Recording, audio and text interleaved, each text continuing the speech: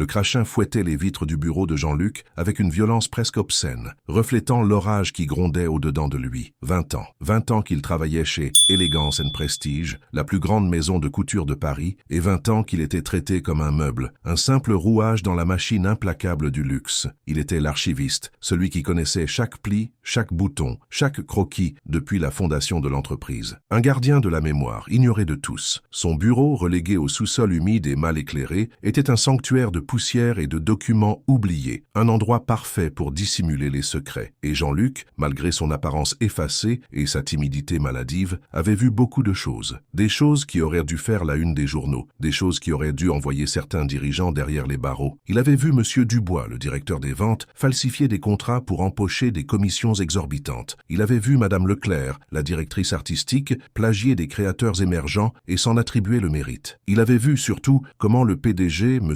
Armand, traitait ses employés comme du bétail, les exploitant sans vergogne et les jetant comme des Kleenex usagés. Au début, la colère l'avait rongé. Il avait songé à tout révéler, à tout dénoncer. Mais la peur l'avait paralysé. La peur de perdre son emploi, sa seule source de revenus, la peur des représailles. Alors il avait ravalé sa rage, l'avait enfouie au plus profond de lui-même. Mais la rage ne disparaît jamais vraiment. Elle se transforme, elle mute. Chez Jean-Luc, elle s'était transformée en une patience infinie, en une détermination froide et calculatrice. Il avait commencé à collecter des preuves, méticuleusement, secrètement. Chaque document compromettant, chaque email incriminant, chaque témoignage étouffé était précieusement conservé dans des dossiers cryptés sur son ordinateur. Il avait aussi commencé à investir prudemment, intelligemment. Il avait utilisé ses maigres économies pour acheter des actions de Elegance & Prestige discrètement, via des intermédiaires. Au fil des années, sa participation avait grossi, imperceptiblement, mais inexorablement. Personne ne se doutait de rien. Pour eux, Jean-Luc était toujours le même employé insignifiant, le même rat de bibliothèque inoffensif. Ils ne voyaient pas le feu qui brûlait dans ses yeux, la force qui grandissait dans son cœur. Ils ne savaient pas qu'il était en train de tisser sa toile, patiemment, méthodiquement, prêt à frapper au moment opportun. Un événement en particulier avait cristallisé sa détermination. Une jeune stagiaire, Sophie, avait été renvoyée sans ménagement après avoir refusé les avances de M. Dubois. Jean-Luc l'avait vue pleurer, dévastée, humiliée. Ce jour-là, il avait juré de faire payer à tous ceux qui avaient contribué à sa souffrance. L'orage dehors redoublait de violence. Jean-Luc sourit, un sourire froid et déterminé. L'heure de la tempête avait sonné. Resumo temático. Funcionário humilde e menosprezado, testemunha de corrupção e injustiça, pacientemente acumula poder para se vingar de seus algozes e transformar a empresa, promovendo a justiça e o respeito onde antes havia exploração. A reviravolta culmina na substituição dos opressores por um líder inesperado, marcando o início de uma nova era de ética e equidade. Jean-Luc, vous pourriez me chercher un dossier, s'il vous plaît. Le dossier Leclerc, collection Printemps 2015. Il me le faut immédiatement. La voix de Madame Dubois, tranchante comme une lame, résonna dans le sous-sol. Jean-Luc leva les yeux de son écran, feignant la surprise. Bien sûr, Madame Dubois. Tout de suite. Il se leva, le dos courbé, et se dirigea vers les rayonnages poussiéreux. Il savait exactement où se trouvait le dossier. Il l'avait consulté la veille, relisant une énième fois les preuves irréfutables du plagiat de Madame Leclerc. Pendant qu'il cherchait le dossier, il entendit Madame Dubois ricaner au téléphone. « Oui, chérie, tout va bien. Ce crétin d'archiviste est à mes ordres. Il ne se doute de rien, le pauvre. Il croit encore au Père Noël, celui-là. » Jean-Luc serra les dents. Le mépris dans la voix de Madame Dubois était une piqûre constante, un rappel de sa condition d'homme invisible.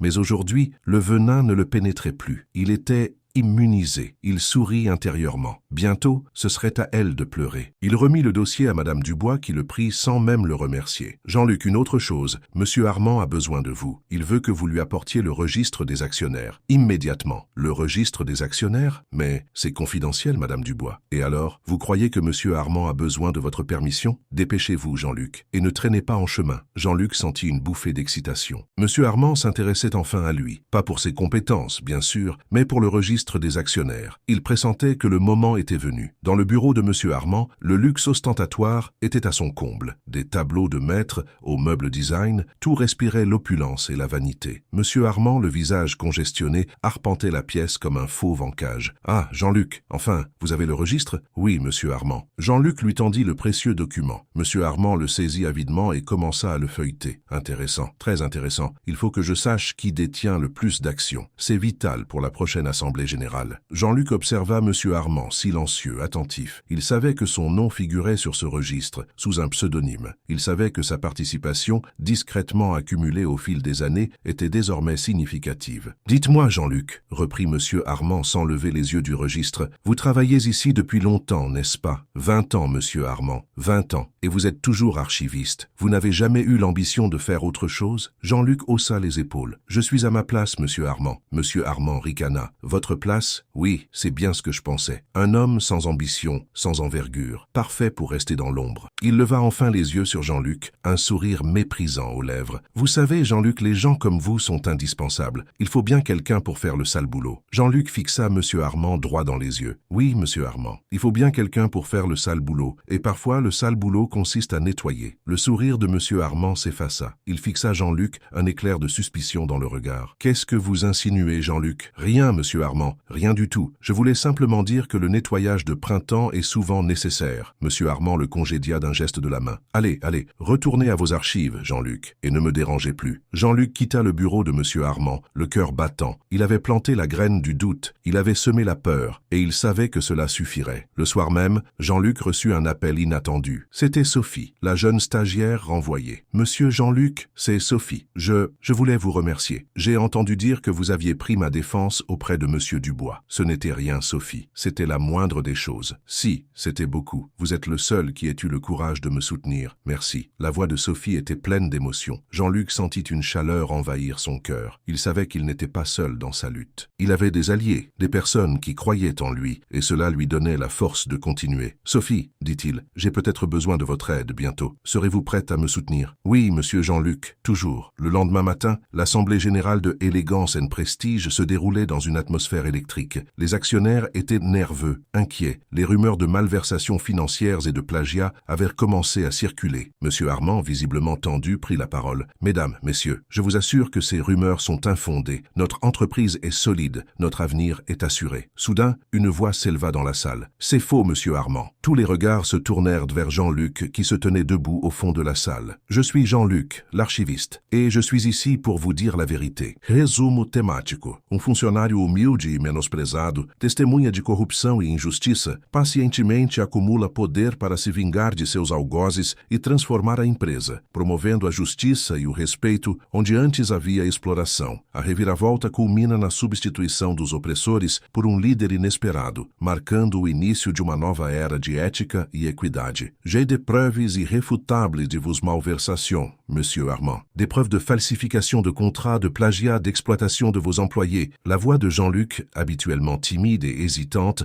résonnait avec une force insoupçonnée. Monsieur Armand, rouge de colère, se précipita vers lui. « Vous osez m'accuser, Jean-Luc? Vous, un simple archiviste? C'est ridicule. Sécurité, sortez-moi cet homme. » Mais personne ne bougea. Les actionnaires étaient pétrifiés, les visages tendus par la curiosité et l'appréhension. Ils voulaient en savoir plus. Jean-Luc sourit, un sourire calme et déterminé. Il sortit de sa poche une clé USB. « Voici les preuves, mesdames, messieurs. Des documents, des emails, des témoignages. Tout est là. » Il brancha la clé USB sur un ordinateur portable et projeta les documents sur un grand écran. Les preuves étaient accablantes. Les actionnaires, atterrés, murmuraient entre eux. Madame Leclerc, livide, tenta de se défendre. Ce sont des mensonges, des fabrications. Mais Jean-Luc avait anticipé sa réaction. Il diffusa une vidéo de Sophie, la jeune stagiaire renvoyée, qui témoignait avec courage et dignité. « Monsieur Dubois m'a harcelé sexuellement. Quand j'ai refusé ses avances, il m'a renvoyé. Monsieur Armand était au courant, mais il n'a rien fait. » Un silence glacial s'abattit sur la salle. Monsieur Dubois, le visage décomposé, baissa les yeux. Monsieur Armand, sentant le vent tourner, tenta une dernière manœuvre. Tout cela est une cabale, une tentative de déstabilisation. Je vous assure que... Assez. Une voix forte et autoritaire interrompit Monsieur Armand. C'était Monsieur Lefebvre, l'un des actionnaires les plus influents. « Monsieur Armand, vos explications ne sont pas convaincantes. Les preuves sont accablantes. Je propose un vote de défiance immédiat. » La proposition de Monsieur Lefebvre fut accueillie par un tonnerre d'applaudissements. Monsieur Armand, défait, s'effondra sur sa chaise. Le vote fut organisé rapidement. Le résultat était sans appel. Monsieur Armand était destitué. Madame Leclerc et Monsieur Dubois furent également limogés. Un nouveau conseil d'administration fut élu. Monsieur Lefebvre fut nommé président. La question cruciale était maintenant. Qui allait remplacer Monsieur Armand à la tête de Élégance et Prestige? Monsieur Lefebvre prit la parole. Mesdames, messieurs, nous avons besoin d'un leader intègre, compétent et visionnaire. Quelqu'un qui connaisse l'entreprise de fond en comble. Quelqu'un qui ait à cœur le bien-être de ses employés. Il marqua une pause, scrutant la salle du regard. Je propose Jean-Luc. Un murmure d'étonnement parcourut l'assemblée. Jean-Luc, l'archiviste, le petit employé insignifiant? Monsieur Lefebvre sourit. Jean-Luc a fait preuve d'un courage et d'une intégrité exceptionnelle. Il a révélé la vérité au péril de sa carrière. Il connaît Élégance and Prestige mieux que quiconque. Et il a une vision claire de l'avenir. Jean-Luc était stupéfait. Il n'avait jamais imaginé une telle chose. Il se sentait submergé par l'émotion. Monsieur Lefebvre poursuivit. De plus, je tiens à vous informer que Jean-Luc est devenu, au fil des années, l'un des actionnaires les plus importants de notre entreprise. Il a investi discrètement, intelligemment. Il a cru en Élégance et Prestige quand personne d'autre n'y croyait. Un silence respectueux s'abattit sur la salle. Les actionnaires réalisaient l'ampleur de la transformation. Jean-Luc, l'homme invisible, était devenu leur sauveur. Jean-Luc se leva, le visage illuminé par l'espoir. « Mesdames, messieurs, dit-il, la voix tremblante d'émotion, si vous me faites confiance, je ferai tout ce qui est en mon pouvoir pour redresser Élégance et Prestige. Je construirai une entreprise juste, respectueuse et prospère. Une entreprise où chacun pourra s'épanouir. » Un tonnerre d'applaudissements accueillit les paroles de Jean-Luc.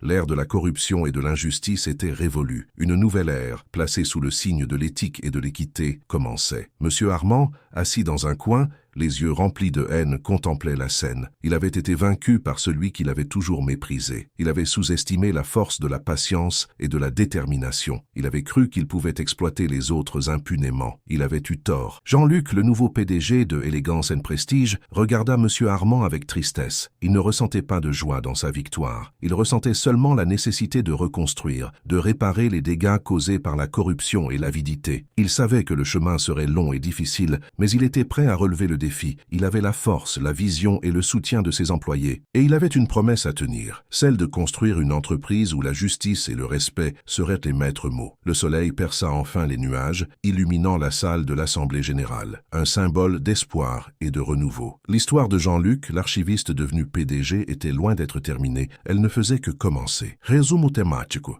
Funcionário humilde e menosprezado, testemunha de corrupção e injustiça, pacientemente acumula poder para se vingar de seus algozes e transformar a empresa, promovendo a justiça e o respeito onde antes havia exploração. A reviravolta culmina na substituição dos opressores por um líder inesperado, marcando o início de uma nova era de ética e equidade. Le lendemain matin, Jean-Luc arrive au siège de Élégance et Prestige, avec un mélange d'appréhension et d'excitation. Le regard des employés avait changé. Il n'était plus l'archiviste insignifiant, mais le PDG, l'homme qui avait démasqué la corruption et promis un avenir meilleur. Il se dirigea vers son ancien bureau, au sous-sol. La poussière et l'humidité semblaient plus oppressantes que jamais. Il ordonna immédiatement sa transformation en salle d'archives moderne et accessible à tous. Symboliquement, il voulait tourner la page sur le passé. Sa première tâche fut de rencontrer les employés. Il organisa une réunion générale dans le grand hall d'exposition. L'atmosphère était tendue, chargée d'incertitude. « Mesdames, messieurs, commença-t-il, sa voix résonnant dans le silence, je sais que vous avez vécu des moments difficiles. Je sais que vous avez été exploités et méprisés. Je suis ici pour vous dire que cela va changer. » Il expliqua sa vision pour l'entreprise. Une entreprise où le talent serait reconnu, où le travail serait respecté, où la justice serait la règle. Il promit d'augmenter les salaires, d'améliorer les conditions de travail et de mettre en place un système de promotion équitable. Les employés l'écoutaient attentivement, les yeux brillants d'espoir. Certains pleuraient ouvertement, soulagés d'entendre enfin des paroles de compassion et d'empathie. Soudain, une voix s'éleva dans la foule. C'était Madame Gisèle, la couturière en chef, une femme respectée pour son talent et son expérience. « Monsieur Jean-Luc, » dit-elle, sa voix tremblante. « Je crois en votre vision, mais comment allez-vous faire? Les dettes de l'entreprise sont énormes. Les banques ne nous font plus confiance. » Jean-Luc sourit. « Madame Gisèle, j'ai anticipé ce problème. J'ai déjà négocié avec les banques. J'ai obtenu des conditions de remboursement avantageuses et j'ai un plan pour relancer les ventes. » Il révéla son plan. Une nouvelle collection audacieuse et innovante, inspirée par les archives de l'entreprise mais résolument tournée vers l'avenir. Il voulait rendre hommage à l'histoire de Élégance et Prestige, tout en créant des vêtements modernes